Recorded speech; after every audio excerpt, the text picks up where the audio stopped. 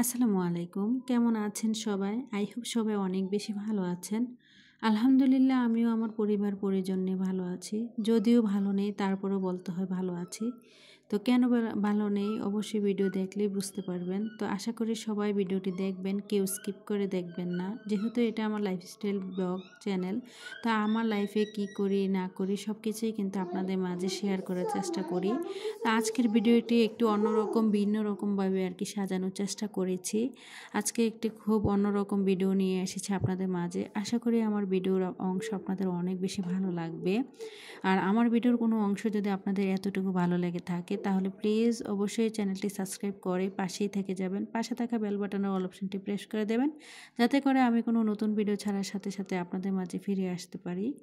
তো যাই হোক, মন মানসিকতা বা শারীরিক মানসিক কোনো দিক দিয়ে ভালো নেই, তারপরেও কিন্তু ভিডিওগুলো যেহেতু আগে করা ছিল, এডিট করাও ছিল না, ভয়েস দেওয়া ছিল না, তারপরেও আজকে এডিট করে ভয়েস দিয়ে আপনাদের মাঝে শেয়ার করছি। তো আজকে একটা ভিন্ন ধরনের ভিডিও শেয়ার করছি আর কি আপনাদের মাঝে। আসলে যেহেতু আমরা যারা লাইফস্টাইল ব্লগ চ্যানেল করি, আমার চ্যানেলে ভিডিও করি, তা আমাদের লাইফে আমরা যাই করি না কেন সব কিছুই কিন্তু আপনাদের মাঝে শেয়ার করার চেষ্টা করি। তো আসলে যদিও ভিডিও করার কোনো মন মানসিকতা ছিল না, তারপরেও আপনাদের মাঝে শেয়ার করব বলে করেছি। একটু একটু করে যা পেরেছি তাই আর কি ভিডিও করেছি। তো একজন প্রবাসী যখন দেশে আসে, তো ওই সুখের মুহূর্তটা আপনাদের মাঝে শেয়ার করেছি। তো আপনারা যেহেতু আমার সুখের ভাগিদার হয়েছেন, এখন আবার কষ্টের মুহূর্তটাও আপনাদের মাঝে শেয়ার করছি। একটু দুঃখেরও ভাগিদার হন আমাদের মাঝে। আসলে আমরা যেহেতু মানুষ, আর মানুষের জীবনে কিন্তু সুখ দুঃখ মিলেই কিন্তু আমাদের জীবন। কয়দিন সুখে কাটে, আবার কয়দিন দুঃখে। দুঃখের দিন শেষ হলেই কিন্তু সুখের দিন ফিরে আসে। তো হয়তো কয়েকটা দিন সুখেই কাটিয়েছি। তো এখন কষ্টের সাগরে কিন্তু হাবুডুবু খেতে হবে। কষ্ট যখন আবার পার করব, তখন আবার কিন্তু সুখের দিন আসবে।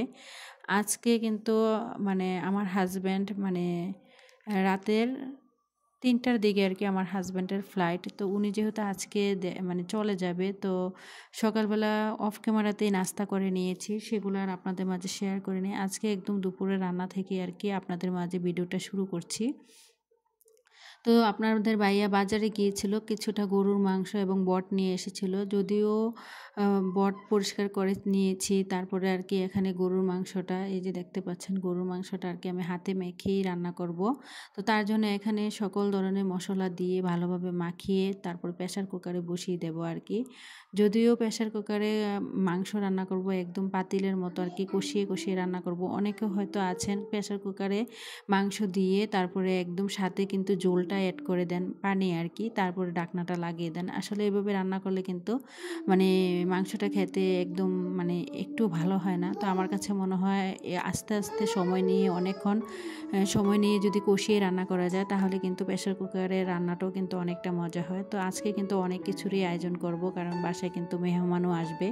আমার শাশুড়ি মা আসবে, আমার আরও কয়েকজন মেহমান আসবে, আমার আব্বা আম্মা আসবে।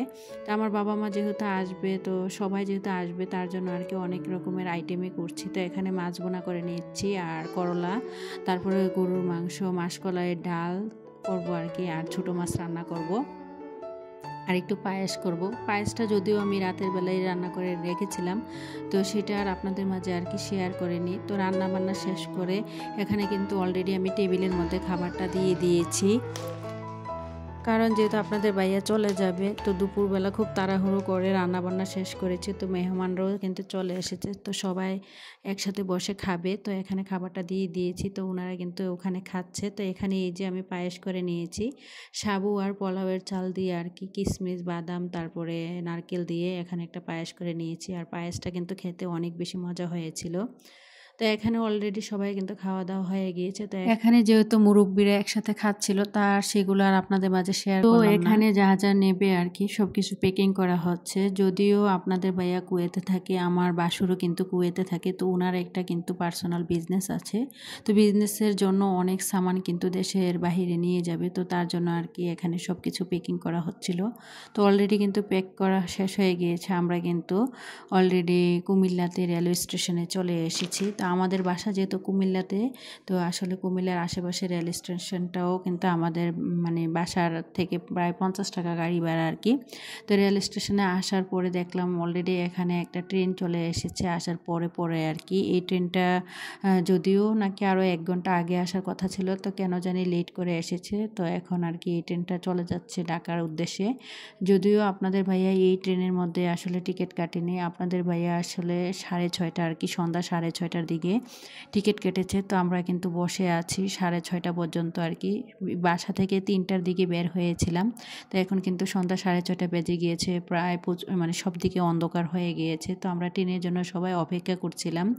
তো অপেক্ষা করছিলাম, আর এখানে কিন্তু দেখলাম যে অনেক মানুষই কিন্তু ট্রেনের জন্য অপেক্ষা করছিল। তো আমরা কিছুক্ষণ অপেক্ষা করার পর, প্রায় 1 ঘন্টা আর কি অপেক্ষা করার পরেই কিন্তু ওই ট্রেনটা চলে আসে।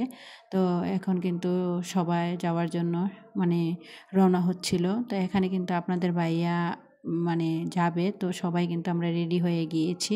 তো যখন আপনাদের ভাইয়া যাচ্ছিল, আমার মেয়েটা অনেক বেশি কান্না করছিল, বলছিল বাবা আমিও তোমার সাথে যাব, তোমার সাথে যাব। আসলে মানে কি বলবো, ওই মুহূর্তটা যে কতটা কষ্টের তা কিন্তু বা মানে বলে প্রকাশ করার মতো না।